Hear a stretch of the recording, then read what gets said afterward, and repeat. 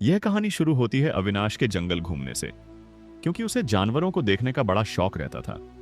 और वह यही सोच में था कि उसको सबसे पहला जानवर कौन सा देखने के लिए मिलेगा, क्योंकि उसे पता है कि इतनी जल्दी उसको वह जानवर नहीं देखने के लिए मिलेंगे जिसको वह यहां पर देखने के लिए आया है। और फिर उसको सबसे पहले एक बहुत बड़ा भालू दिखाई देता है जो कि नदी के पास सो रहा था। और थोड़ी देर रुकने के बाद वह वहां से आगे बढ़ने लगता है और जंगल के, क्योंकि उसे भालू को जगाने का कोई इरादा नहीं था। और बहुत चलने के बाद उसे एक बहुत बड़ा हाथी दिखाई देता है नदी के पास। और फिर वह सोचता है कि इतने बड़े हाथी भी होते हैं क्या जंगल में। अरे बाप रे बाप, इतना बड़ा हाथी शायद से मैं पहली बार ही देख रहा हूँ। लगता है मेरी किस्मत बहुत ही अच्छी है।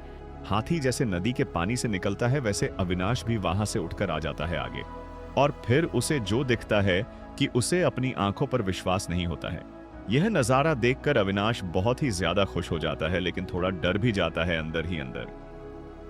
और फिर अविनाश वहां से आगे बढ़ने लगता है और फिर चलते चलते उसे पता चलता है कि यहां पर इंसान भी रहते हैं, जिनके कि उसने घर भी पीछे थोड़े देखे थे। और फिर आगे उसे एक बहुत बड़ा हिरण देखने के लिए मिलता है जो कि बिल्कुल अविनाश के साइज का था। और फिर अविनाश को और अंदर जाने की इच्छा होती है। और फिर थोड़ा चलने के बाद अविनाश बाहर निकल जाता है जंगल के खुले जगह पर। और चलते चलते पता चलता है कि उसे यहां पर कोई तो है। और फिर जो वह देखता है ना, वह देखकर अविनाश को बहुत ही ज्यादा गुस्सा आता है। वह देखता है कि कोई आदमी एक हिरण को मारने के लिए जा रहा है। वह एक राजा होता है। और फिर अविनाश बोलता है कि अरे, ये आप क्या कर रहे हो? आपको ऐसे मासूम की जान बिल्कुल नहीं लेनी चाहिए।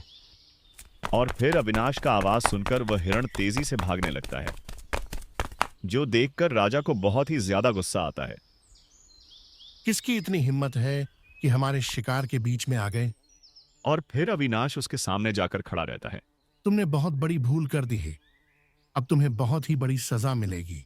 तुम्हें ऐसा नहीं करना चाहिए था। तुम्हें ऐसे मासूम की जान नहीं लेनी चाहिए। उसे मारकर तुम्हें तुम्हें क्या मिलेगा? हमें किसी को दर्द नहीं देना चाहिए। और फिर बातों बातों में उन दोनों की लड़ाई होने लगती है। मैं मेरे सिपाहियों को कहकर अभी के अभी तुम्हारा सिर कलम करवाता हूं। यह सुनने के बाद अविनाश को इतना गुस्सा आता है ना। अरे महाराज, मैंने ऐसा क्या कर दिया कि मेरा सर कलम होगा? सिर तो आपका कलम होना चाहिए। तुम्हारे इतनी हिम्मत की तुम मेरा सिर कलम करवाओगे? मैं तुम्हें कोई राजा वाजा नहीं समझता। तुम्हारे इतनी हिम्मत कि एक राजा का अपमान कर रहे हो? तुम्हें मैं जैसा बोलूंगा तुम्हें वैसा ही करना पड़ेगा। मैं किसी का भी हुक्म नहीं मानता हूँ। अगर आप चाहे तो मेरे साथ आप युद्ध कर सकते हो, और जो भी युद्ध हारेगा उसका सिर कलम होगा।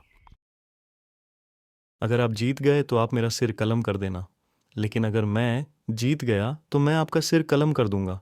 और फिर यह सब सुन के राजा के पसीने छूट जाते हैं, क्योंकि राजा ने अभी तक कोई भी लड़ाई नहीं खुद से लड़ी है। उसने लड़ाई सिर्फ अपनी सेनापतियों से लड़ाई है। अच्छा ठीक है, तो फिर बताओ कि कैसा युद्ध होगा? हम लोग कैसे लड़ेंगे जरा बताओ। और फिर अविनाश उसे समझाता है। देखो, इसमें कोई हथियार की ज़रूरत नहीं है। हमें सिर्फ हाथों से ही लड़ना है। हमें एक दूसरे को मारना है। हम में से जो भी सबसे पहले गिरेगा वही हारेगा। और फिर राजा बहुत ही ज्यादा डर जाता है, क्योंकि उसे पता था कि इसमें वह नहीं जीत पाएगा। लेकिन वह ऐसे ही भाग भी नहीं सकता था, क्योंकि अविनाश को भी ऐसे घमंडी राजा से बदला लेना था। चलो आ जाओ फिर। आज तुम्हें राजा की ताकत पता चलेगी। और फिर वह दोनों लड़ने लगते हैं।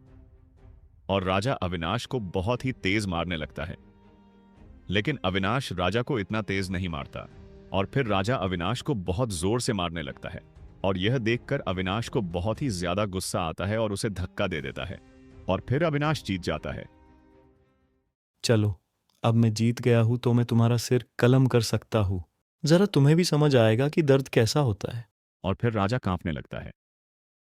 मुझे माफ कर दो। मैं किसी के दर्द को कभी समझ नहीं पाया। मुझसे बहुत बड़ी गलती हो गई। और फिर अविनाश बहुत ही सोच समझकर जवाब देता है। अरे अरे, तुम घबराओ मत, मैं तुम्हें कुछ नहीं करूंगा। क्योंकि तुमने भी हिरण को नहीं मारा था मेरी आंखों के सामने, इसके लिए तुम्हें नहीं मारूंगा मैं।